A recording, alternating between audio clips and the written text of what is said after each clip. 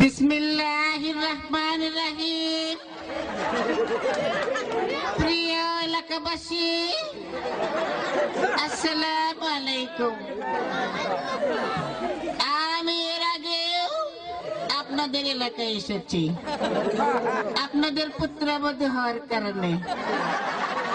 ইনশাআল্লাহ আমি আবার আসবো, বারে বারে আসবো, আপনাদের দুঃখ দুর্দশা শুনবো। আপনারা জানেন জিয়াউর রহমান এই বগুড়ায় জন্মগ্রহণ করেছে।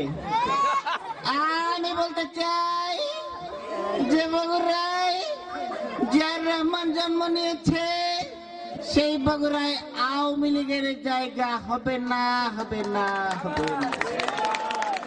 ইনশাআল্লাহ আন্দোলন করে এই আওয়ামী লীগকে বাংলাদেশ থেকে বের করে দেওয়া হবে। আপনারা সবাই আমার স্বামী শহীদ প্রেসিডেন্ট জিয়াউর রহমানকে চেনেন। জিয়াউর রহমান আপনাদেরকে বাস দিয়েছিল ঘর বাড়ি করার জন্য।